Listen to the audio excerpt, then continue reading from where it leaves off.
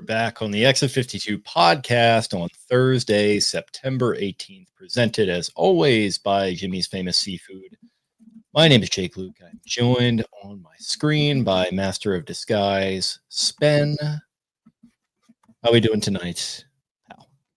Doing well. Monday Night Football on the docket. Thursday Night Football this evening. Could be a stinker. Could be a surprise not stinker. You never know.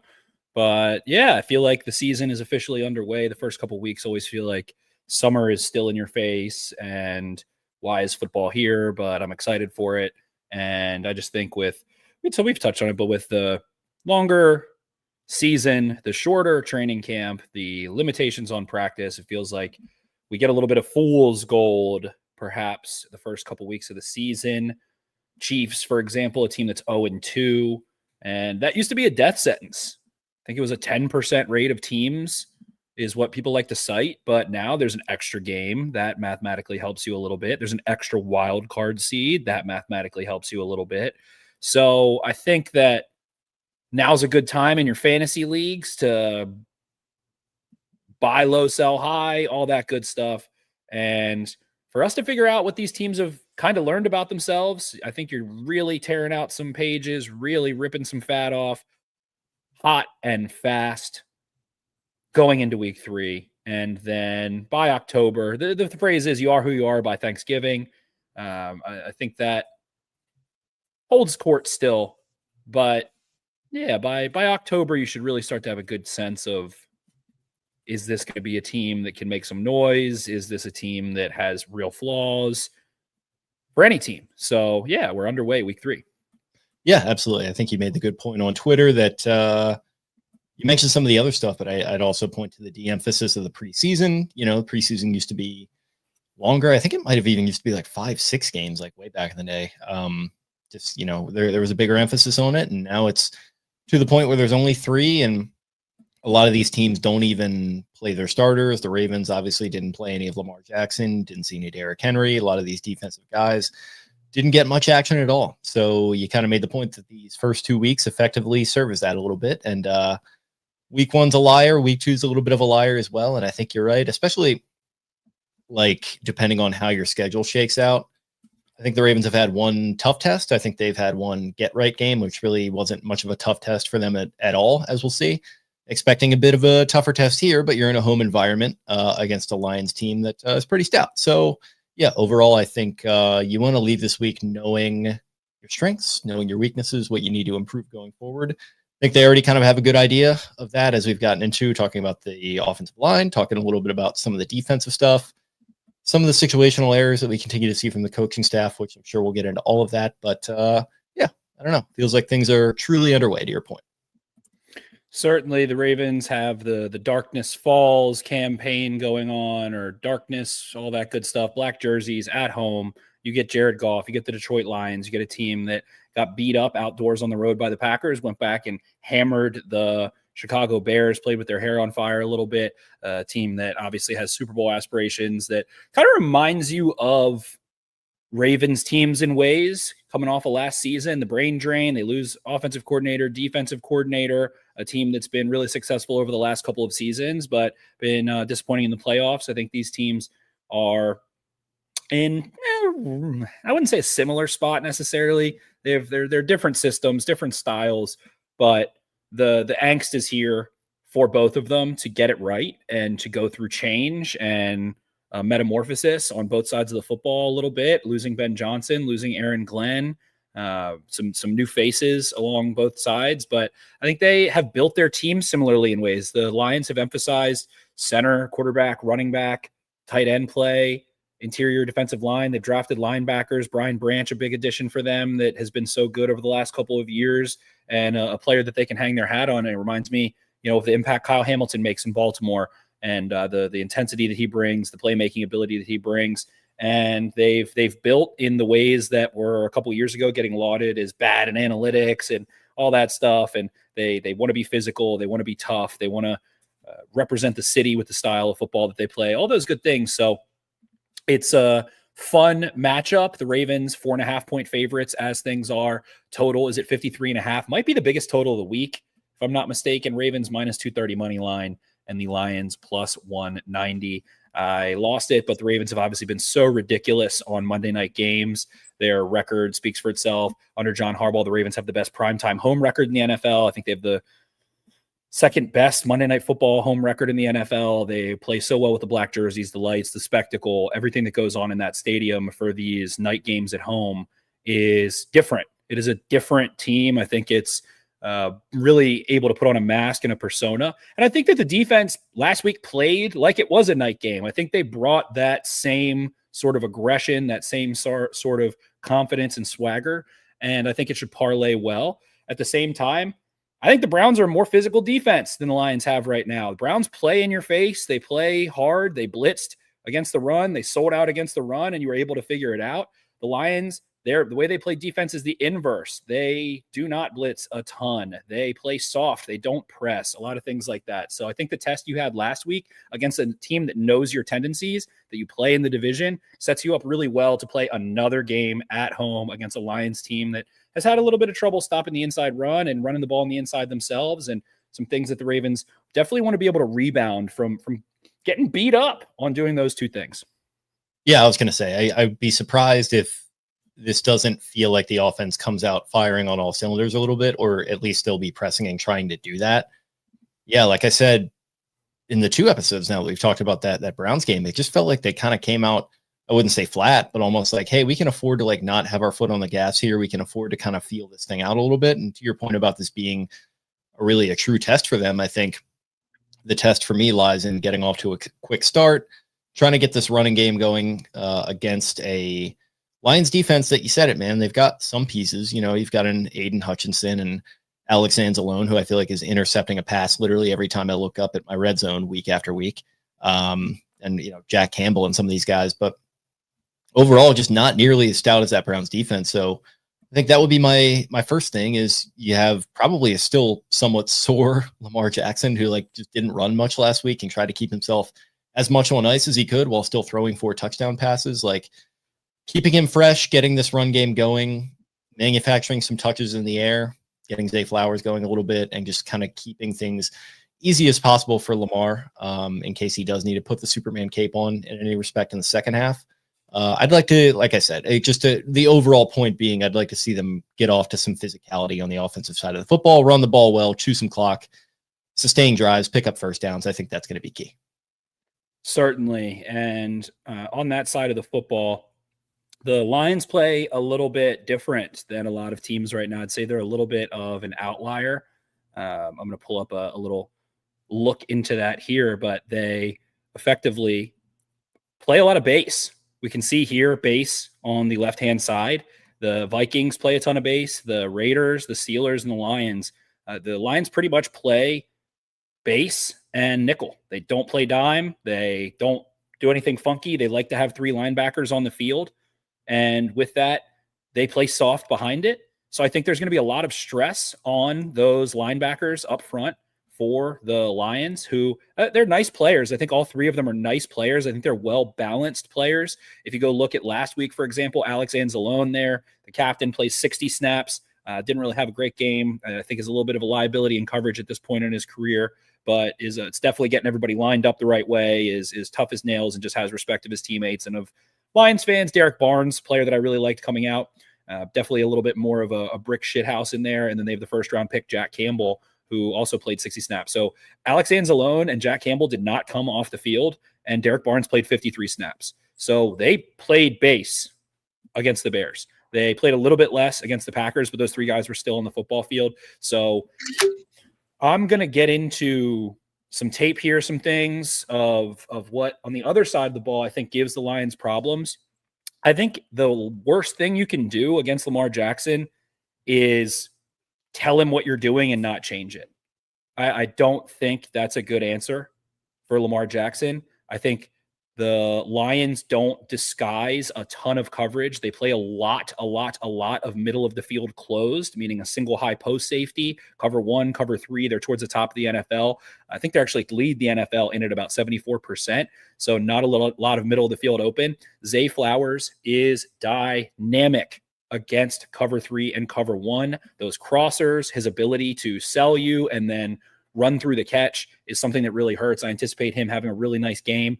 In this one, he's been off to a hot start. He really gets fed a lot in the beginning of seasons, like we talked about 2 weeks ago, and I don't think that's going to change. He looks really good. He looks mature. Seems well-spoken, and like he has his eyes on the prize of a big, fat NFL wide receiver second contract of a first-round pick who's had 1,000 yards.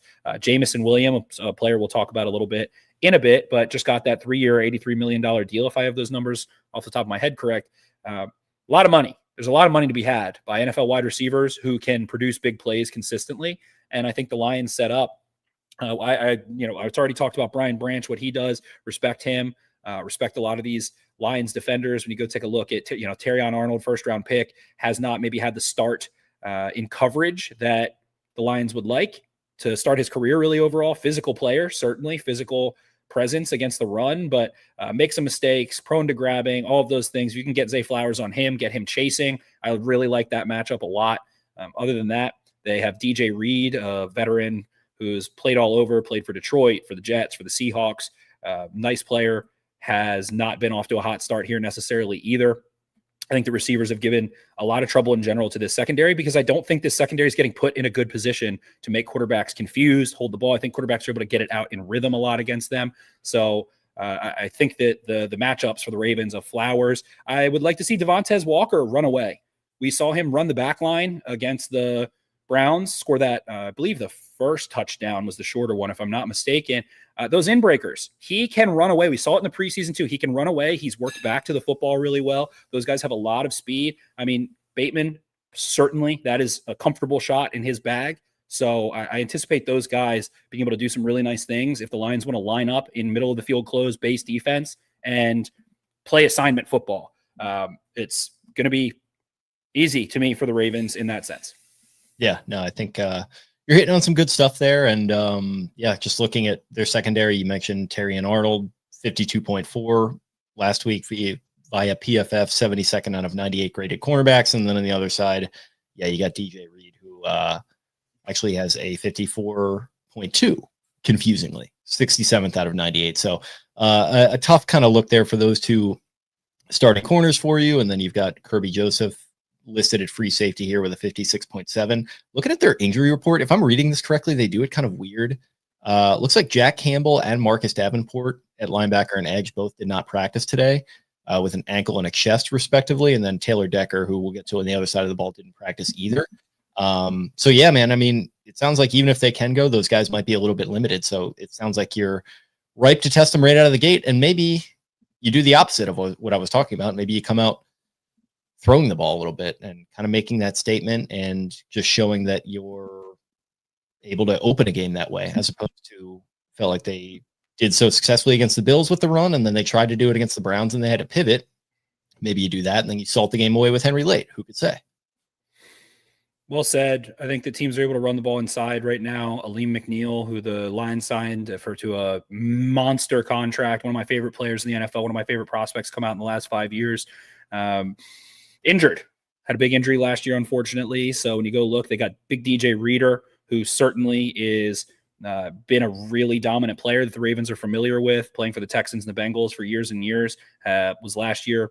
I can't recall if he was a midseason signing. I don't know what happened with him, but might have signed him before the season. Played a good bit. Hasn't quite looked like himself. They drafted Tyleik Williams out of Ohio State in the first round this year, a player that was really nice. And who knows? He could suddenly turn it on. A great run defender at Ohio State, but I don't think there's a ton of depth there right now. They have Roy Lopez, someone who's been a warm body for a long time, a 6th round pick out of Arizona in 2021, has not been a really scary presence. They have gotten, you did mention Davenport. They have Alkaid Muhammad, who has been an awesome player this year for them, early to start, generating some pressure, a really overwhelming presence, a veteran that has come on and looks like he's in a good fit in their system. And you mentioned, of course, Davenport, Aiden Hutchinson, who we haven't talked about, who is looking to gain the form back that he started last year with before that horrible injury, mainly lining up over Roger Rosengarten, number 2 overall pick from 2022, should be lined up over Rosengarten quite a bit. Kind of reminds me, it's white boy, but TJ Watt kind of reminds me of that. The get off. I don't think the get off is great for Hutchinson off that injury yet. I think he's looking to get there. That's how they win. I think they win with get off and being able to last second use their hands as they look for leverage. Definitely someone who use inside moves. Definitely a really good player. Definitely a better pass rusher probably than run defender, which TJ Watt, you can argue either way for him. But Hutchinson, to me, is someone he'll make plays. He'll do those kinds of things. I don't know. He just doesn't feel like the kind of guy that gives Lamar Jackson a ton of trouble. It's usually those guys that can really run, like really, really, really run. And Hutchinson can move. Coming off the injury still, though, he'll get some pressures, things like that. But Rosengarten's got a big test in that sense. And yeah, let's see how the Ravens offensive line responds when they get into true drop back situations.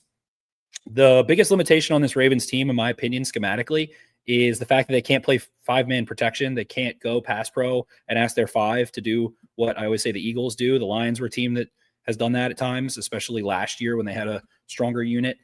Frank Ragnow retires, and this unit has some new fresh faces and has had their struggles. But yeah, I mean, you can't do that. You can't go ask them to win for 4 quarters, putting them in a lot of those situations. Here and there is fine. I think Lamar Jackson's aware of it. He's been involved in the protection calls for the last couple of years here, but I believe it's a limitation. So what does that necessitate? It just necessitates asking Mark Andrews to stay in and release, asking Justice Hill to chip, or I hate when he chips. I like when he does actual pass pro. But Lions not a team that blitz a ton, like I mentioned. Have the numbers here in a second, but they kind of line up and play defense overall. They have been towards the middle of the pack in terms of pressure rate. Not a huge, scary unit in terms of blitzing. Overall, an EPA per play allowed so far, the Lions rank 14th towards the middle of the pack. Their success rate is actually towards the bottom of the pack. They have the 6th worst success rate defensively. We already mentioned their usage, but playing a lot of that middle of the field closed coverage, and they are blitzing at a pedestrian. Dun, dun, dun, dun, dun. Oh, no, they're blitzing more than I thought they were. Wow, they're blitzing 35% of the time. They are towards the top 10. I was wrong there. I had those numbers messed up. They don't stunt is what I was looking for very often. They stunt 3.2% of the time. So they'll blitz you a little bit. They don't simulate pressure a ton, only 5.7% of snaps so far. They'll kind of run some 5-man rushes a bit at you. And with that, it's kind of stock. They have a 5-man rush on 19.7% of pass snaps. So they'll blitz, Brian Branch here and there, some things like that. But I don't find it to be a very advanced attack as we have the injury report pulled up for the Ravens. Yeah, sounds like Isaiah Likely back at practice this week. Saw some video coming out of the castle of him getting into action. So I don't know if he's going to go in this one. I'd have to dig into Harbaugh's comments. I'm sure he was non-committal about it either way, but listed as limited here, and that it is on a Thursday, so you got one more day of practice. John Jenkins also limited with non-injury related. Rasheen Ali had that concussion on the return. He was limited. Marlon with a groin, full participant. And then 4 DNPs for Thursday. Nnamdi Madubuike with a neck. Pat Ricard still out with the calf. Kyle Van Noy with the hamstring. And Nate Wiggins with the groin, which he seems to have picked up on the celebration after the interception with Cheeto Uze coming behind him and kind of bodying him there. So tough look.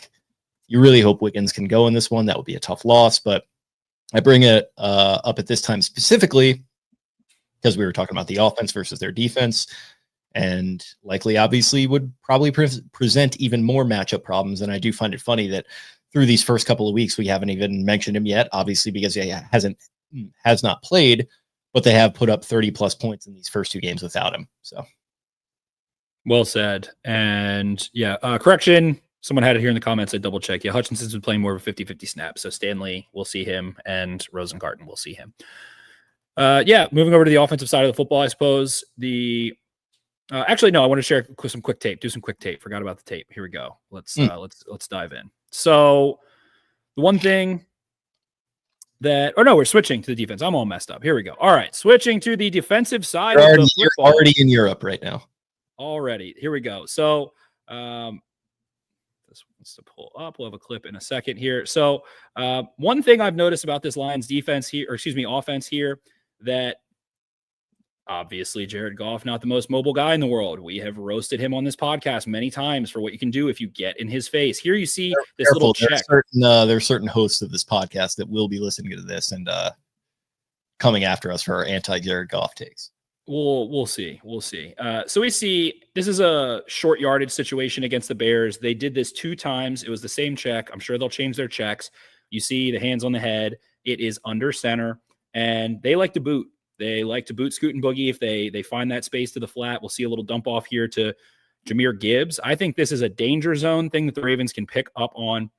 You see all that space down there to the bottom of the screen, and I think Kyle Hamilton is a terrible player to do this against. I think that he is rough and tumble to try and run these. And I foresee my little prediction here is going to be Kyle Hamilton making a play on a boot if the Lions call one, especially to that side of the field where Hamilton typically lines up. He's typically the kind of left safety, if you will, in the defense there. So I think if you see any of those, the Lions ran those boots a ton last year, despite, especially considering that Goff is not a mobile quarterback. I had it here. Cole started running his mouth in our thing where I put it, but they ran the 11th most boots in 2024. We saw 2 of them last week. That is a good bit of boots. I think we'll see that again. I think in a loud environment on the road, I think we might see an easy hand check. They did so 33 times. They had the second best success rate in the NFL last year when they did it. This clip I showed was obviously against the Bears here, but these boots, 65% success rate, second best, like I said. And I really think this is an opportunity where, number one, they're not running the ball well inside. I think they check out of it a good bit in this game. I would love to see Kyle Hamilton come up and make a play. I have Curtis Green here saying Kyle Hamilton pick 6. We saw a really cool segment. I would recommend pause this if you want and go watch that if you feel like it. The Legends clip of Rod Woodson and Kyle Hamilton talking for about 30 minutes, just talking ball together, something cool the Ravens have done on their page. And I like the way Kyle Hamilton, number one, I just overall about him personality wise, like he is unapologetically himself. And I like how he got asked questions by Rod Woodson. Hey, Ed Reed, Rod Woodson could be like, hey, I did this. Ed Reed did this. Do you do this? And Kyle Hamilton would be like, no. And here's why. Like, no, I don't do what Ed Reed did. No, I don't do what you did. I watch tape this way. I watch it by down and distance. I don't watch it as much anymore by personnel because everyone plays different positions now. So I thought that was really cool. Definitely go check that one out. But to me, that is a tendency. They like to roll Goff to the right, short yardage. They'll do it on 1st and 10 here and there. Last year, they had Amon-Ra and the 2 tight ends, Wright and Laporta, I think take about 60%, 70% of the targets on those. I'm not surprised to see them work Gibson more with it. It makes sense. Get him into the flat. He's their most dynamic player. Probably like underneath Jameson Williams in the open field, downfield, but probably underneath, I would say Gibbs the most dynamic. Another way to just get him the ball in space. So that was one that I think the Ravens, I'm foreseeing Kyle Hamilton making some plays on that one, on that boot. He is on such a beeline on anything underneath to his side. If I'm the Lions, I'm booting left. They do it. They'll do that in the red zone a little bit. They'll boot against the grain and flip it out to the tight end. They've scored some touchdowns that way. So that is one little sneaky thing when the Lions are, especially maybe in the first half, in a loud game on the road trying to do. I expect them to try and utilize. I think it'd be smart to, but don't do it to Kyle Hamilton's side, or I think he's going to make a play. Yeah, he had some good comments on St. Brown too. To paraphrase, it was something to the effect of just like he plays in a throwback way as a receiver. He's much more of a technician. It's not as reliant on his athleticism, even though he has that in abundance, and just kind of a lot of respect that he was sort of thrown his way. And I think the Ravens defense had a lot of good things to say about Goff and that offense. So they're kind of continuing along this, like not even that the Lions are baiting them in the way that the Browns were, but they're just kind of keeping an even keeled head on their shoulders. They were, I forget who it was that said it. It might've even been Hamilton, but after that first week, people were kind of obviously a little up in arms about them. And then after this past game against the Browns, now everybody's singing their praises, and they just kind of seem to be keeping a cool head, which is good when you have kind of a young defensive coordinator and some older voices in the mix now with Pagano. It seems like the leaders on the defense are emerging. I think Hamilton really is kind of turning into that guy. It's a nice salve, in my opinion, as much as I love Marlon, to have a guy who's just a little bit more playing it straight. It doesn't feel like every time he gets in front of a camera, he's like trying to win an Oscar. He's kind of, like you said, he's just very unapologetically himself. And I love the guy to death. And I'm hoping for another everybody wearing black type quote from him this week. Yeah, well said. And overall, I think this defense needs to do what I'm going to talk about, which is disguise. I put Master of Disguise Spen here. Overall, I charted and looked at all the pressures. Go back and watch that movie, by the way, anytime. Not in a long time. One of the more horrific pieces of trash you'll ever watch, but I do love it to death still. Just an awful movie that has not aged well, but I cannot quit it. It was really fun. You have to be in middle. It's one of those movies you have to be in middle school to really like hit you right. And once you have that happen. Yeah, I was even younger than that. And then there's like that story about 9/11 and how like Mike Myers was like in one of the weird costumes when 9/11 was going on, and like all the crew members were like very solemn. Just a weird environment. Just weird movie overall. Master of Disguise. Check it out. Very dark in weird ways. But Master of Disguise here. I talked about the Lions will kind of not disguise a ton defensively. They do kind of line up and play. The Ravens have played them twice in this regime. I've called them out about it both times. Here, Jared Goff, there's a pick against the Packers. The slant there, we're going to see a rotation from the Packers basically in the low red zone here. And, oh, nope, that was the wrong one. I wanted to show the example of them not doing so first. Just a quick slant. Goff, if he gets hit, if he gets tossed, if he is scared of his protection, is going to do this. So take a look at that example first, and then let's go out and take a look at another example, which will be very similar. We saw Amon-Ra, and we're going to see some rotation instead this time. Packers kind of lined up and played that one. So right now they're showing you that soft coverage. They've got 5 guys line of scrimmage. Looks like they're pressing. They are going to rotate, and that safety is going to drop down as a rat to the boundary here. And we're going to see him run right underneath on that quick throw. Bam.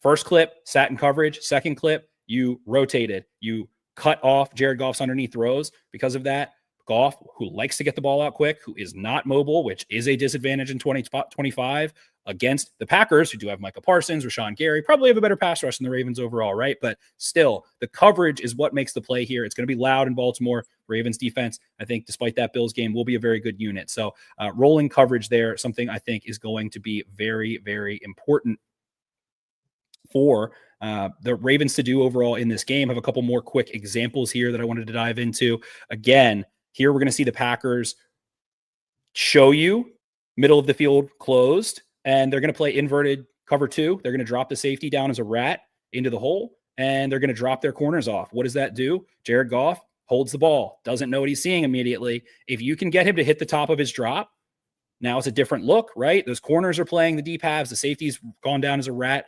Suddenly, he just kind of steps up, drops his eyes. He wants to roll out to his right a lot, and you can go get him. The Ravens did not disguise coverage very much against Josh Allen, in my opinion, especially late in that game. Something that's been a forte of them going all the way back to, I don't even know. I mean, Rex Ryan, before Rex Ryan. I mean, Dave Aranda, they like a lot of influence from Dave Aranda. We've heard Mike McDonald talk about those things. So again, I think a major theme, a lot of the negative plays that I've seen the Lions have against both the Bears and the Packers, the Bears who didn't do it very much, was them showing one thing and dropping out. Here's the Brian Flores look, the umbrella. A lot of the time the Packers were dropping out of this and weren't bringing pressure, but show Goff one thing, make him hold the ball, take away his underneath read. I think you can live with him throwing some deep balls as long as you don't blow coverage. That is always a fundamental aspect of football. If you blow an assignment, you're going to fucking pay for it in the NFL, but showed one thing at the line of scrimmage and then got Goff to hold the ball. These sacks that the Packers had, a lot of them were,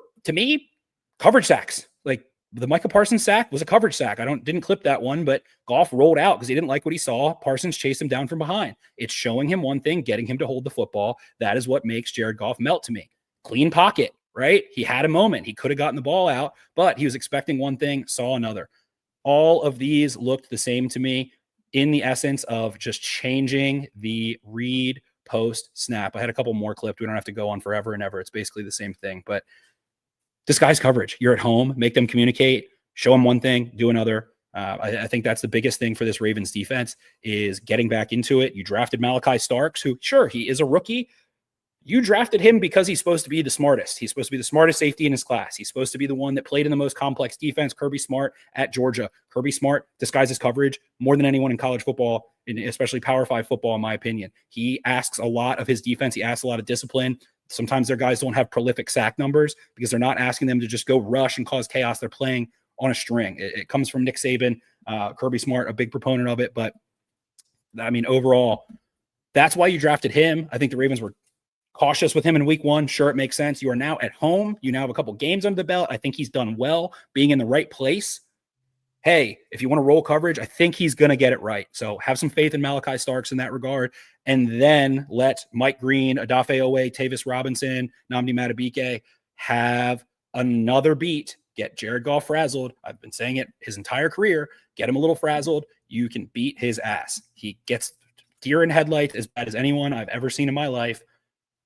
It's a scary place to play. If there's a scary one to play, it's Baltimore and the All Blacks at night with the performance they put on in that stadium and how good they've been. So be yourself, disguise coverage, sim pressure. You don't have to blitz a ton, but would like to see them work the DBs into it a little bit, get Chidobe Awuzie blitzing a little bit, Kyle Hamilton blitzing a little. I think it'd make a big difference against the Lions, who have a fresh new offensive line and will probably struggle with protection. Still, those guys are still struggling.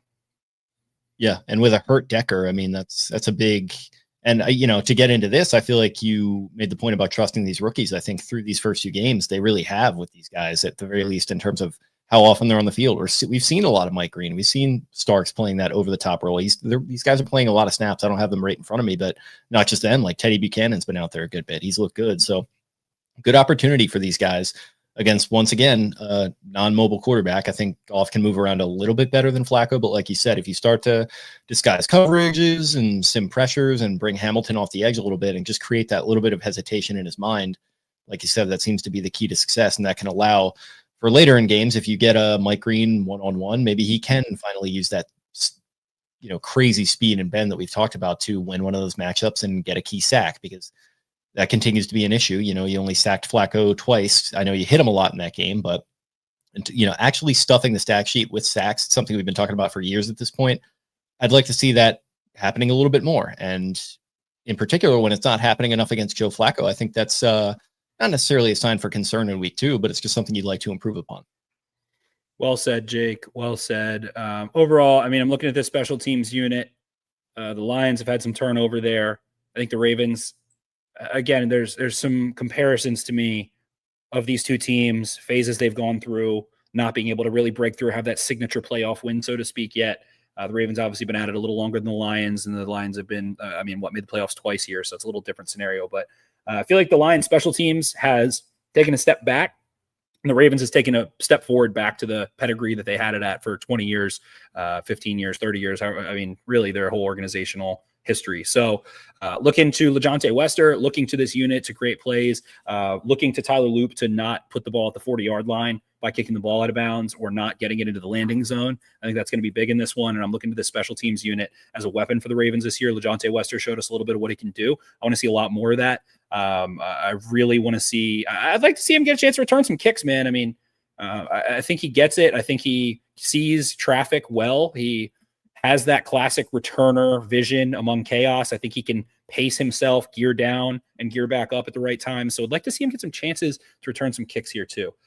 But looking at this special teams unit to make plays at home Monday night, you're feeding off of it, blocked your first punt, I should say, since 2016. Jake Hummel, that was awesome. They did a little breakdown of how they basically ran the same rush twice, gave him 2 shots at it after they saw the success he had on the first one and was able to go get it. So looking at this special teams unit to make plays at home, get the ball rolling. Defense, special teams, take pressure off Lamar Jackson. You talked all offseason about being the spear, being more aggressive. Ray Lewis talking about unleashing this defense in week 1 before that Sunday night game, all those things. Keep it going. Mike Green, I tweeted it out. Like you said, let him loose. Tell him to go create chaos. Jared Goff doesn't do well with chaos. Most quarterbacks don't. If they do, tip your cap. Like Patrick Mahomes does well in it. Sure. Josh Allen does well in it. Sure. Tip your cap. They get paid too. They get paid a lot. But Jared Goff, not one of those guys. Let him go. Stunt him more. The Ravens have not been stunting enough. I'm giving the Lions a little bit of shit for it. Ravens are not stunting a ton either, which is shocking to me. They are stunting at the, I think, 11th lowest rate in the NFL. Has not been a big part of what they're doing. Pardon me, 5th lowest rate in the NFL. 9.7% of your rushes, you have a stunt, and you're only blitzing 24% of the time, which ranks 9th lowest. You're not causing chaos. A lot of that, I think, Josh Allen. I think they did more of it last week. Don't be scared of Josh Allen. We don't have to keep talking to that. Next time you see him, next time you see Mahomes, we already brought that up several times. But overall, stunt, cause chaos. You're at home. You're winning the All Blacks. Stunt, a little bit of blitzing, a lot of disguise coverage, a lot of simulated pressure, move parts. And the one thing I'll say about this defense, if there's a guy to let kill you, make it Sam Laporta. He's not dangerous after the catch. He's had some injuries. Don't let Jameson Williams kill you. Amon-Ra is going to get his probably in some way, shape, or form. Kyle Hamilton, like you said, Jake, gives him a lot of respect. Run game, something we could talk on, but we'll move along. But if there's a guy to let loose, let it be Laporta. Like, don't go crazy about Sam Laporta to me. Nice player. Nice kid, no bid, as we used to say. We're about to have Bo on here, do spending the bets a little bit. Nice kid, no bid. Sam Laporta is not some crazy playmaker in the open field. He's not Brock Bowers. He's not looking like Tucker Kraft. He rumbled. He had a 34-yard gain. It was uncovered. Two guys chased him down and tackled him in the open field. So if there's someone to forget about, let it be him, not fucking Jameson Williams, who Bo hit a humdinger on last week, and we'll have him on here in a little bit. Yeah, no, I think you said it all. I don't know. It just feels like it needs to be more of the same from the defense. Like I said, a little bit more aggression, maybe setting guys up to win in one-on-one and doing all the things that you talked about with disguising coverages. And then offensively, I just want to see a quick start.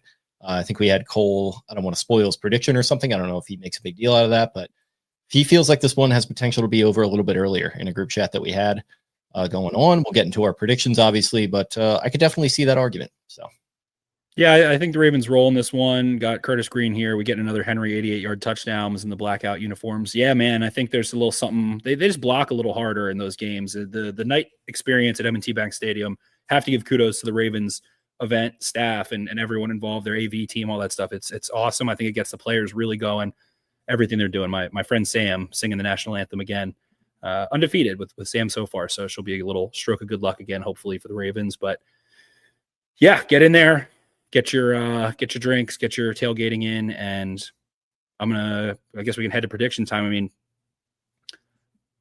the Ravens have given Jared Goff trouble doing the things I'm describing, disguising, simulating pressure, making him hold the football and hitting him. That's how you get Jared Goff. He can't hurt you with his legs. There's nothing to fear but blown coverage. So I think the Lions are crafty, and they still have that chutzpah, that toughness from Dan Campbell, all that good stuff. But I just don't see it outdoors on the road. Ravens getting to sleep in their own beds a couple weeks here in a row, other than the Chiefs, basically for a month.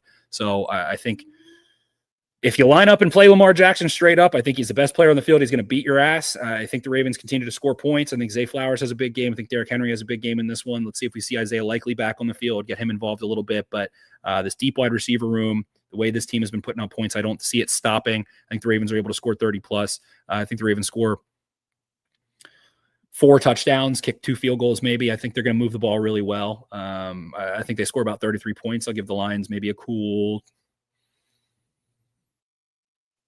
2 tuds and a field goal. I'll say 33, 34, something like that, 17.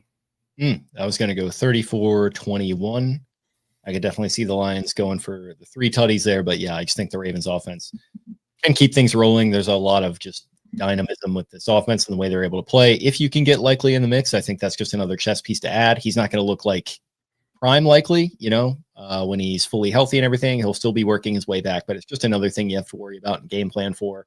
So that'll open up all these other options, whether it's the running game, whether it's the other tight ends, whether it's these receivers that we've talked about, whether it's, maybe a little Keaton Mitchell activation people are hot in the pants for, maybe he could get in there and make a big play or two for you. So there's just a lot of weapons on this offense for the Ravens, and against a banged up Lions defense, like you said, in a tough environment for them and a tough environment for a Lions offense that, I don't know, I wouldn't say they're overmatched, but I just think Goff not being able to move around too much, as long as the Ravens defense keeps their head on their shoulders, like you said, and don't allow too many blown coverages, I think you can hopefully outclass them in this one.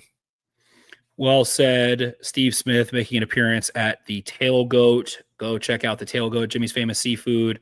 Go check out the events tab on jimmysfamousseafood.com. Head over there, get some food, get some drink. That's fun, especially at night for a Monday night game. Only Monday night home game the Ravens have this year, obviously. So check that out, jimmysfamousseafood.com. Big week for Steve Smith this past week with Jerry Jeudy talking a lot and not backing it up. Saw that clip getting researched. Ice up. Yeah. Ice up, son. Now we got my friend Bo coming on. We're going to do a little gambling special. Bo had a big couple hits here. Going to roll it real quick.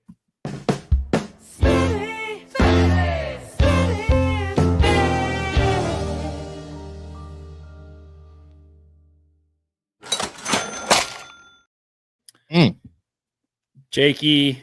What's up, guys? Bowie. We got 2 Jakes. Bo had a couple big hits. I forgot to clip them, but man, you came on here last week, ran through the card. We talked about it, had a great week.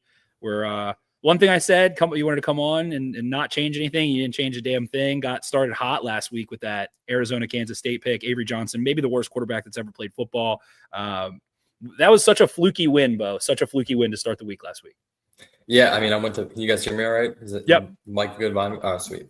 I went to bed and I was like, man, this is over. And then it looks like they made it a little bit more of a game. So always happy to wake up to a winner. That game just dragged and dragged and dragged. But you know, we like to gloat when we win. And I gave out last week. So very happy about that. It was Arizona, I have it written down. Arizona plus 1.5, Vanderbilt plus 3.5. And then you said don't tell your friends, but the other one betting on Purdue, and that was the plus 21.5. And dude, that was a game for a lot of the first half. Like they were in it, and then USC kind of pulled away at the end there. I also think that we should be fading UCLA every single week. They stink. They just fired their coach. You know, we'll see if that's on the card this week. I gotta look. Good thing they don't owe their quarterback a whole shit ton of money or anything. Dude, that's crazy. That whole thing is just nuts. And that's college football these days, right? So, but yeah, no. And then I also gave out that I always play Hurts touchdown. That's a hot topic in the streets these days with the tush push, obviously. But that, you know, and then what else did I say? That the longest stuff. You brought up Jameson Williams. Obviously, you guys had the lines this week. What was so funny about that play, and shout out to I think his name was Tyler, who hit me up on Twitter and hit you up, Spencer, that won some money on that. Like that's all I'm trying to do is spread the love, share bets that I'm hitting on and trends that I'm playing. And he hit. I've got some. Let me read your bangers off here for a second. Go ahead. You sent me the screenshots. You got Quentin Johnston longest and a touchdown, 15-1, 50 to win 800. You blessed me with this one. I used the bonus bet. I wish I put more, but I just had a stupid bonus bet, and I just wanted to make sure I tailed. Jalen Hurts anytime, parlayed with Marvin Mims anytime, parlayed with DK Metcalf. That was a 20-1, 100 to win 2,100. You had Amon-Ra 100 plus at plus 360, parlayed with Jamar Chase 100 plus, CeeDee Lamb 100 plus, Tyreek Hill 100 plus. Those values were all really heavy plus EV. That was 150-1 that you hit. You put $6 to win 887 on that one. You did the Jameson Williams 14-1, 50-yard reception or more, parlayed with a touchdown. Hit 100 to win 1,500 on that one. You hit on Utah minus 23.5 plus Tulane money line plus Vanderbilt plus 3 plus Cal. That was 30-1, 25 to win 800. Then you also hit on Vandy, West Virginia, and Purdue all to cover as dogs, 50 to win 321. You hit on New Mexico plus 17.5 alt spread. That was your only minus EV, I think.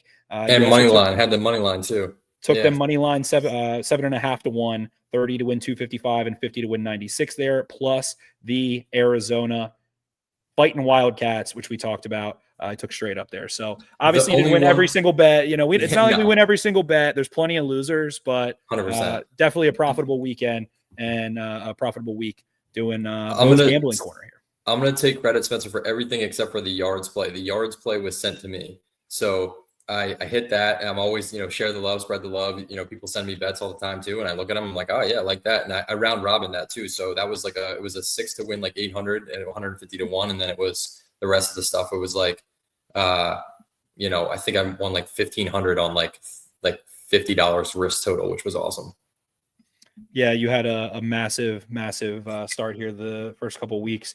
As you're starting to look at this card, a couple plays we had for anybody who didn't see. I was looking at Kincaid to score a touchdown. I had a crazy play. Kincaid to score a touchdown in the first half. Ray Davis to score a touchdown in the fourth quarter with the Bills minus 10 as the Dolphins take the lead here.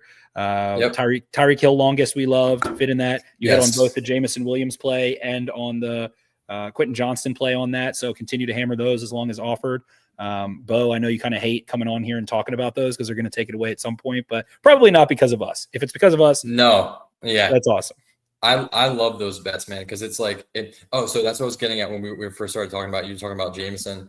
Like that play was so funny because he had like a 62-yard reception and he didn't score, and I was like, come on, Like that's the one. That's the big hitter. Like that's that's what he's meant to do. And then fast forward like 15 minutes of real time, and Goff hits him for like a 44-yard touchdown. I'm like, all right, that's exactly what we needed. So, yeah, I mean, like we talked about last week a little bit.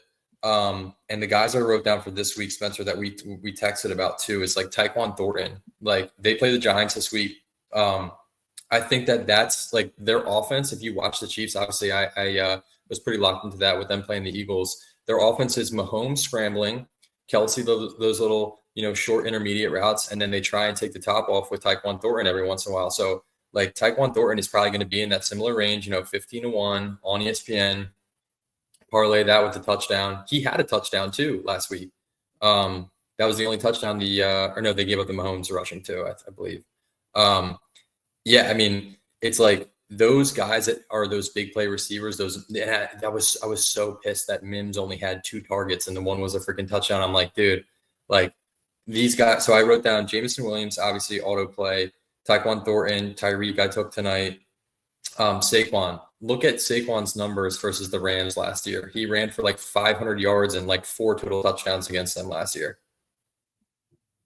Have to play that one. The Rams play so aggressively, and I think they're okay with letting up some big ones. I think they're okay with losing kind of reverse way to put it, but like losing the war to win the battles almost. Like they are okay if you break 1 or 2. They think they can stop every single one, and I think it's a McVay thing that he is like headstrong about. So I like that play a lot for Saquon. Maybe I'm going to say this too. Sprinkle on long reception for Saquon too. Eagles maybe have a wrinkle for it. I'm sure the Rams adjust. Sprinkle on a longest reception for Saquon. The value is probably crazy on that as well. I like that. And then the last one was Quentin Johnson, which we hit on too, that you mentioned. Like those like 5-6 guys, I'm going to play them like every week. And what's cool about that too is like if you take each of them, they're both like 15-1, and then you put like $25 on it. Like it's like 25 to win like $5,000. Like it's like you're not, people who want to bet like $5, like you'll be 5 to win like 2,500 sort of thing. So just like, or 5 to win whatever. So I like to call them McChicken bets. Like it's a McDonald's value meal. Like go. Right. You're not. Don't get McDonald's. Instead, just eat a sandwich at home and sprinkle on McDonald's very seriously. All right, on a Sunday morning. Get the 2 hash browns, you get your whatever your sandwich of choice, and a coffee, which is terrible, but you get it anyway. That's get a value meal, and while you're in line, make a value play. Okay. I like Chick-fil-A breakfast these days. That's been my breakfast fast food. I go to that. Yeah, but like Saturday mornings, they're not open on Sunday, so you're screwed there if you're hitting that before the Ravens game. One other thing too, Spencer, that you touched on, I think that the Rams off our defensive line is so light. They have a bunch of light guys. They're not like heavy. They don't have like a Haloti Ngata, or somebody like stuff in the middle like that. They're so light. So if they stack the box, like Saquon can easily break these ones outside too. You saw it last year. I mean, most of his home run hitters were between the tackles against them too. But like, I don't know the weights of the offensive line or offensive defensive line rankings, but like I guarantee you, the Eagles' offensive line is going to maul that defensive line. Like, it's not even going to be like, Aaron Donald's gone. Like, they don't have anybody. Like, who's the, so. Jared Verse is a physical player, but you're right. Byron Young, not the heaviest. They don't really like having like traditional nose tackles, especially like 2 of them or anything.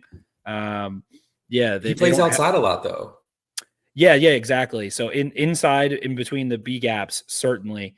Saquon rushed the ball 26 times for 205 yards and 2 touchdowns with a 62-yard touchdown and a 78-yard touchdown in the divisional round. Barkley was efficient outside of the tackles too. He had 13 carries for 163 yards and both of his touchdowns. He, between the tackles, still averaged, I think, 4.0 yards per carry. As you mentioned, they were really filling the box up in that one. And yeah, I think that I think it's a strength on strength matchup, which is why I like to play. And it's a strength on strength where the strength of the Eagles is too much for the Rams. That was the playoff game you mentioned? Yes. So in the regular season one too, remember he hit that home run to like seal it. They put him up like 3 scores. Like that was like another 60-yard run. Like I don't have it in front of me, but I noticed these trends of like certain players succeeding against certain teams. And it's like, you have like another thing too tonight. Like I took James Cook 40-yard rush tonight with a touchdown, and that was like 10-1. Like that, I have that in Tyreek. Like I know the game's on right now. He's running all over them. Like, he's gonna break one. These guys that get these consistent carries are always gonna break one, or you hope. When you throw $10 on that 10 to win 100, like, we're not looking at minus 300 to Derrick Henry to score a touchdown sort of thing right now. Yeah, a couple other players I like overall just to look at. I like Jordan Mason against the Bengals. The Bengals trying to adjust without Joe Burrow. We'll see just how headstrong they are. I think Jordan Mason's looked really, really good running the football. I love him to have some longest rushes. I love him to score. I love him to score twice as Carson Wentz is in. I know that you love Wentz touchdown, Bo. Yes, I was going to get at that. So I am, again, like I'm an Eagles fan at heart, and I love watching Carson Wentz play because I feel like it's like he has the Josh Allen in him, but then he also has the Josh Allen from his rookie year where it's like press all the buttons and just do crazy shit. And, so I hope that KOC kind of reins that in. But, dude, Wentz is like super mobile, even after the ACL and his injuries and stuff. Like, he can. He's a big, strong dude. That dude is big. I mean, he tore his ACL when he was running into the end zone. It's like, that dude is big. Like, I love the parlay of Wentz to have an anytime touchdown and throw a pick. Can you parlay that? I don't even know if you can do that. That's awesome. Yeah, I think you can on DraftKings, and I think you can on FanDuel, and I think you can on Fanatics as well. I think you can parlay those. All right, so let's do that. Yeah, I'm down with that. I like that one. I like Javonte Williams right now. I haven't looked at the value yet. He is getting insane usage and volume, especially receptions wise. He has had 10 targets to start. I like him longest reception. I like him to score. I like him to have a longest rush. I like him rushing yards. I like him 2 touchdowns. I like him all over the board every week. Him and Jordan Mason, I think, are going to be huge plays moving forward. Vegas, I think when I was looking at Jordan Mason, has adjusted a bit considering Aaron Jones is out, especially. But I think we're going to be talking about nerfed odds. I look at them kind of like a Chuba Hubbard from years past, where he started to get real workhorse volume, real pass game volume, and real goal to go volume. I think both of those guys will be touchdown makers. I think they're both going to be double-digit touchdown scorers. And I'm looking at them as being a Kyron Williams, Chuba Hubbard guys that ascend into worse odds as the year goes on. It's still early. Their odds aren't great, though, but I like those plays too. So we talked about that too with Bryce Young. Like, I'm gonna play that again this week. It's plus 650 for 1 and 100 to 1 for 2. He was scrambling a little bit in the red zone there, not much. Like, I think he had 2 rushes and one of them he was just flush and picked up the yards that he could. What sucks is it's so funny because I had Hunter Renfrow for 1 and 2 week 1. And he barely, saw the field, and then he has 2 in garbage time, almost garbage time because they came back. And I was like, damn, like that was the one I should have given out, and I didn't play it myself too, but I'm kicking myself. But chat and all your listeners, don't be mad at me for not hitting a 100 to 1 and 80 to 1 last week. Let's make chicken plays. We're just playing some chickens. Do you want me to run through college? I know the game. Yeah. Give us your out of here. Yeah. No, give us your college plays, please. Real quick. Hit Spenny. Nice work. There you go, Kincaid. Nice. Bang. So the other thing too, the 2 rat lines that I gave out too that were stinky to me last week. Arkansas was plus 6.5 at Ole Miss. That line opened at like 10 and went all the way down. I saw it as low as -3 or plus 3.5. So it moved like 7 points. And then that plus 6.5, they ended up covering. I don't know. That game was just weird. And then Florida was plus 7 at LSU. That line made no sense. LSU ends up covering, and Florida, I think they won by 10. And Florida turned the ball over 5 times. He threw 5. DJ Lagway threw 5 picks. So that's the stuff that I'm talking about where it's like, this doesn't make sense to me. I will open with this. There's a line that makes no sense to me this week that I'm going to take, and it's UNLV minus 2.5 at Miami of Ohio. UNLV is 3-0. Haven't really played anybody, even though they scheduled UCLA, and that team sucks. Miami of Ohio is 0-2. They lost to both Rutgers and Wisconsin. So they played some Power 5 teams versus MAC teams. And I'm just buying in on Dan Mullen. Dan Mullen's a good coach. They would be loving if they still had him at Florida based on what's going on there. So that's my reasoning for that. Let's get one of the dumbest firings. I don't get that. I still don't get that. He had one bad year and they canned him. Utah -3 at home against Texas Tech. I wish this game was at night. I like Utah in this game. They're a different team at home. They've been looking really good. But Texas Tech is a nice team. Honestly, I think if the roles were reversed and Texas Tech was at home, I'd probably play them. So I'm just taking this as a home team. Utah -3. Memphis, I like +7.5 at home. We bet against almost bet against Arkansas last week. Speaking of that smelly line, Arkansas plays at home against Notre Dame next week, so it's a look ahead spot, and then they have a bye. So to me, that's a look ahead spot. I think both teams will score in this too, so I'm not giving it out as a pick. Maybe I will on my Twitter, but the total is 62.5, so that's pretty high. But I just like Memphis at home getting points, and both teams can score here, so I think it'll be a close game. Next one, I have Tulane +12.5 at Ole Miss. Tulane's quarterback is a transfer. They call him BY Jew. Jake Retzlaff. He transferred from BYU, and he's a baller. This kid can sling it. Ole Miss, it seems like, has always been in close games these first couple of weeks. Tulane's getting a lot of hype. It's weird because the line was like 10 and it moved. I saw all the way up to like 13.5. I'm giving it out at 12.5. I'd probably take, I'm taking as many points as I can get. If it's at 14.5, near kickoff, I'm going to take that too. And then two more plays. Missouri -9.5. They are. We talked about Missouri last week. Yes, love them this year. They are at home against South Carolina. South Carolina, Lenore Sellers, he got hurt last their quarterback. He got hurt last week, so I don't know if he's playing or not. 3 minutes ago, Lenore Sellers upgraded to probable. So even at that though, I think that's the right line. Missouri at home, I like that spot a lot for them. I think I should start looking. I didn't look it up, but when we talked about, I should start looking at their playoff odds. And we talked about maybe not throwing $10 to win, say they're 50-1 for a national championship. Which reminds me, I did put in Miami to win the national championship. It was on ESPN. It was like 18-1. So I threw $100 on that, to win 1,800. They're the number 4 team in the nation right now, and they have a great resume as far as wins so far. So not shocked if they end up with a bye. Yeah, and it's like, I think this year in college football, anything can happen in terms of being open. I mean, look at Notre Dame. They're 0-2, and people are like, oh, if they win out, they'll make the playoff. Like, we saw Miami versus Notre Dame already. We saw, granted, that was in Miami, but so yeah. I want to say this though: if Miami beats FSU in Tallahassee, that's going to cut from, would you have it at 18-1? 18-1, yeah. That's going to cut to 9-1 to me.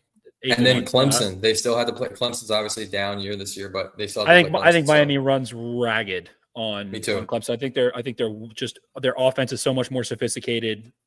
I think Dabo. This is the last year for Dabo. This is the last year. Yeah, Jake, agreed. Jake, I know you're with all the championships that he's won, and if they want to just get him out of the door, they can do that. All right. That was so funny. All right. He's a content king, man. You got to keep him around. We need him for content. I don't know, Spencer, if you maybe want to check, look at what Carson Beck is for Heisman too. Like, I'm talking Miami. I just like I like the long shots. If you haven't guessed yet, if you listened to the last couple. I think his odds plummeted. Yeah, I'm sure it's probably like plus 550 or something like that. It's I think probably it might be like 8-1. That's not a bad play. Even if you like some, like, let's say it's 8-1 and he's the leader. It's him, John Mateer, Dante Moore, Jeremiah Smith, Gunnar Stockton, Marcel Reed are the odds on right now. The only reason why I don't like Oklahoma's quarterback for Heisman is because of their schedule. Their schedule is so brutal. We talked about this last week too, down the stretch. And then the last pick I'm going to give out, it's USC at home -18.5. I like that, getting that inside of like a football number, like 17. If I can buy it down and get like -150 on that, I'll play that. Reason being is because this is an 11 p.m. kick, East Coast time, aka 8 p.m. in USC. That's Central time. That's a 10 p.m. kick for Michigan State. Like, we talked about the West teams traveling east and how bad that is. That was the Purdue play last week with USC. Like, it kind of makes sense to me that it's like, all right, this is I don't know when they're traveling out there and all that stuff, but those are I think I gave out 6. Yeah. 1, 2, 3, 4, 5, 6 plays. So let's go 6-0. If someone wants to put in a parlay, I wish we were smart enough to play that parlay last week of the 3 I gave out and went 3-0. But those 6, hopefully I go 6-0. But if I don't lose your house. Yeah, it's again, it's all for fun. You to pay my mortgage this month, so don't do that. Yeah. Jake, were you close on any of your pay your student loans? No, the one big beautiful parlay is still it's further away than ever, I feel like. But you know what? Maybe it's always darkest before the dawn. I'm gonna hit on one of these 8-leggers, and yeah, I'll pay the student loans off, and I'll just be in total financial security. I can't wait. 10 to win 10 grand. Yeah. Just throw in some of the guys we talked about. Jordan Mason, Carson Wentz, like, double it up, triple it up. You're buying a lottery ticket for $10 once a week. That's all it is. That's what I'm saying. That's how I feel about some of these. So that's the college card. The NFL stuff is the same plays we just talked about. I'll play Hurts every week until he retires. Like and that's another thing too. Hurts was I didn't pull the trigger. Hurts was plus 115 for 1 and plus 550 for 2 when it opened on DraftKings. Like I just checked it yesterday in the afternoon because I keep refreshing to see. Like normally they go live for you guys if you want to get in on a good number. They normally go live on Wednesdays. Most teams are Thursday. And I didn't pull the trigger. And then I looked last night and he's already like minus 140 and like plus 390. Wait 2 drives live bet it. Wait 2 drives live bet it. It's minus 150. Yeah. That would have been a good idea last week too, especially against the Chiefs. Funny enough too, you guys were talking about predictions, and I was gonna say last week, I don't think I did, but I wanted to say I didn't know what the Browns were. I was gonna say 41 for the Ravens, which is funny. That's what they ended up on, and I wanted to say 10 for the Browns. I'm gonna say this week for you guys. I think like this game kind of reminds me of those Sunday night Patriot games where it's like another good team coming in. Ravens are wearing all black.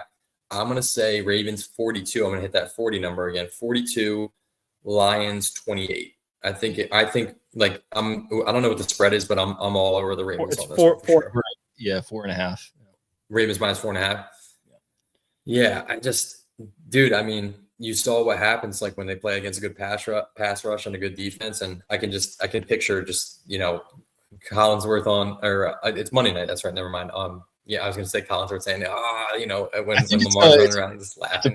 It's a Peyton and Eli game, so hopefully we'll have a Peyton doing a lot of yeah. Yes. Peyton's going to be like, Eli, Goff kind of reminds me of you back there when can't move. Yeah, exactly. And Eli's just in Tennessee. Looking up, his eyes are always angled up, like his TV is like on the ceiling or something like that, just like shaking his head and muttering to himself. It's really a good But I don't think that there's going to be a lot of that in this game because both are really good quarterbacks, right? Like both, like people want to hate on Goff. What can you say about Lamar besides the Super Bowl thing that he's got 2 MVPs, but people hate on Goff so much. I mean, Spencer, you even hated on my $10 to win $350 on Goff 35-1 MVP, and it's like, dude, the guy he's just a pure pocket passer, gets the ball out quick, puts up numbers. Like I'll tell you, with Burrow out of the mix, like they're going to be narrative hunting. Like that's the MVP is a narrative award. We know this very well, and like if he puts up the numbers and they win enough games, he will be firmly in the conversation. I know you don't want to hear it, but that's just the way that they're not winning that division. He's not. Probably not. Probably right about that. Actually, let's see how the Packers look outside of Lambeau, though. Let's see.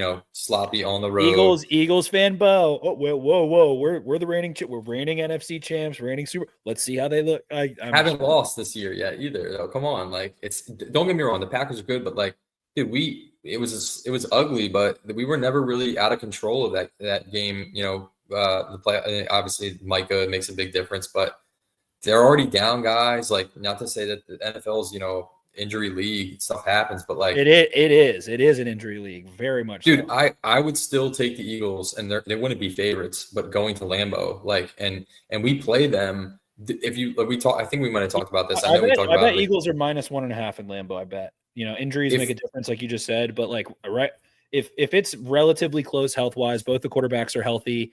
They're both missing equal parts. I bet Eagles are minus 1.5, minus 2.5. Dude, they were favored in Kansas City. Exactly. Like last week, and they won and covered. Like, I don't know.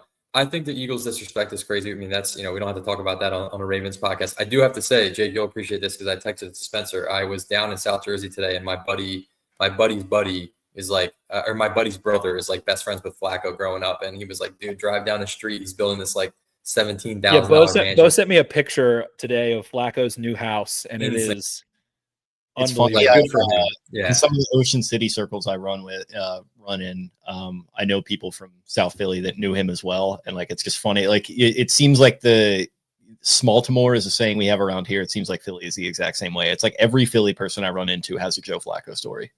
He's the man. He's just couldn't be a better dude, and yeah. So cheers to him for. I would live in Cleveland for that property as well, and good on him.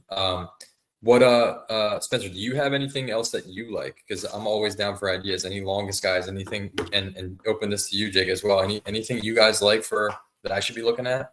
I'm looking at bounce back Raiders stuff. I know that Genty is going to pop. I know that for a fact. Genty's going to pop. He got me big time at one of my parlays. He was my last remaining leg to score a touchdown, and he let me down. That was painful. They stopped giving him the ball. That performance was terrible. I do think that the Chargers front and defense and what Minter's doing in year 2 is really good. I think they're in a nice spot. I do love Tyrod Taylor has covered at an astronomically high rate. They are 6.5-point dogs. The Bucs very banged up. Ibuka might miss that game. They just lost Kalijah Cansey. I really and like their line too is all banged up. Their line's banged up. Yeah. Yep, their line's all banged up. They're all banged up. They came out of that game, that tough primetime game, with a win. Baker obviously so good. I think that's a sneaky. I might move that line. I usually don't ever take the public line. That's cheese to me. I take the line I like. I alt it and I'll parlay it. I love the Jets like plus 9.5, or plus 10.5, I should say. And I like Breece Hall to score a long touchdown in that game. He's going to be a long run for me. I like a 30-yard run, a 40-yard run, and a touchdown in that game. Had him last week parlayed with Tyreek, and if he busted one, I would have been so mad because Tyreek ended up at 47 yards, not 50 yards, because Tua underthrew him by a mile. That was brutal. Yeah. I like Drake May to score a touchdown. Caleb Williams. I like all Caleb Williams rushing stats right now. They're running him. Who do they got? Who the Bears got? Bears. I just had it. Shit. Bears got Cowboys, and that defense. Bears are at home. I like Caleb Williams to run. Yeah, I like Caleb Williams to run. Swift is a little banged up. I like the backup running back Mondai. Funny story about him. That's actually one of our friends from college. That's Handler's boy. He's friends with his brother. Somehow he knows him. I think he went to high school with him. Kyle Monangai. Yes, his older brother. They both played at Rutgers, and I went to watch them play 2 years ago. I went to the Ohio State versus Rutgers game in Rutgers, and dude, he was their whole offense. Like he's a skill guy. If Roschon Johnson is still kind of banged up, I know he was inactive week 1 and then active week 2. Mongai's been getting the ball. He's been getting snaps, getting the ball. I think they like him. I like him to score. I like Drake May, Caleb Williams rushing stuff. I'm just going to keep hammering. Like I said, Javonte Williams, I'm going to autoplay him. He's at 130 right now. And then for 2, plus or minus. Minus 130 and 5-1 to score 2. He's already been a little, but I'm putting him already. He is the same age as he's so young. He is still so young. He doesn't have that much wear and tear. He's had injuries, not that much wear and tear though. He looks good. Him and Dobbins both look so good to me right now. Those guys I think are going to score a lot of touchdowns this year. I mentioned Jordan Mason too. 2 touchdown plays for them. Jordan Mason carries, Jordan Mason yards. The odds are not that great on it, but if you can get a profit boost, anything like that, I like those plays. I think those backs are going to get a lot of burn. And again, Caleb Williams, the design rushes that Ben Johnson's been utilizing, like him every week. They ran him in the red zone last week on a sweep. He looks mobile. I think he's still calibrating. And I'm not like I had Jaden Daniels QB1. Jake, I've said that 1,000 times, but Caleb Williams of the league. No, just coming out of the class. I had him over Caleb prospect wise. But fair. Caleb in that draft, yeah. Yes, but Caleb to me, he's had 3 offensive coordinators through how many games now? 16. He's like 3 different play callers basically. So I think he's going to settle in. The Bears, whatever, man. I mean, year 1 for most quarterbacks and coach combinations, not great, especially when it's a younger combination. Caleb just in year 2, still young. I like what they're doing. I think they'll catch rhythm a little bit. and they're playing a bad Cowboys defense. I know that defense is like had a little bit of, I mean, they just got torched by the Giants. Not really. I was going to give them a little credit for how they played the Eagles, but whatever. They then get the Raiders, the Commanders, the Saints before coming to Baltimore. I'm looking at them to have some big offensive performances in the next couple weeks. Roma Dunes has already been nerfed. Him and JSN both getting insane volume. Those guys are probably league winners in fantasy. Yeah, but that's like smart on the books in the sense of like Rome has gotten crazy amounts of targets and touchdowns already, right? What does he have? 3 touchdowns already? Yep. He's wide receiver 4 in fantasy, I think, if you're playing PPR already. So real quick too, I'll run this out, but just so people know, because like I gave out 6, and I'll probably give out more on Twitter. But 5-2 overall last week. It was Arizona, Purdue. I had Notre Dame, that was a loss. Under 44 in the Iowa game, that was a loss. Vandy plus 3.5, that was a win. Tulane moneyline win. Cal win. So 5-2 positive year to date, 19-12. Take it. You know, that's the college record. I forgot to read that earlier too. We're talking college. I love it. Go follow at Bo #2 point #0 Bo 2.0. 2 and 0 numbers there. Martini himself, who's actually been Martini Papi, been sipping on whiskey or tequila. I still got the tequila. Yep. Long week, needed it. We're gonna get you in here with a tux on, and you're gonna be sipping a martini next time. Little Frank Sinatra vibe. Dude, I love martinis. I love ordering them out. That's my go-to drink out. But if I'm at home, I just don't feel like making them. You know? It's a lot of maintenance. You got to do the shaking and make sure all the the blue cheese and things of that nature. Just so it's a tough to put together. Tequila, I pour it, splash of water, we're good to go. So ready to hop on and get after it. I think that's a show, gentlemen. Bo, thanks for joining us. Jake, you want to get us out of here? Yep. Thank you for joining us, sir. Thank you for everyone who hung with us here in the chat. Thank you for everyone listening back on VOD and on your audio platforms. If you liked what you heard, subscribe to us here on the YouTube page. Comment on the videos, like them, get the algorithm pumping for us. You can find us on social media at Exit52 Podcast on X, Instagram, and TikTok. Also on Twitter, you can find me at Jake Luke. That's LOUQUE. Spenny at Ravens 4 Dummies. That is the number 4. Spenny not going to be available the next 2 recaps and one. I'll bring the laptop. We'll see. Okay. Well, yeah, the time zones are going to be interesting. He is on a full Euro trip here for the next week and a half. So just a little programming note for you going forward there. You can also find Brian at Barstool Banks, Taylor at Taylor Smythe 10, Eric at EDI TTI 22. Appreciate y'all listening, and we'll talk to you again on Monday night. See ya. Shout out Lamar at the gas station. One of the more unhinged, he just never does interviews, and then he just pops up doing that one of those every 4 years, and it tears me apart. I love it. Go check out Sunday Conversation if you haven't seen it. We'll talk to you guys later.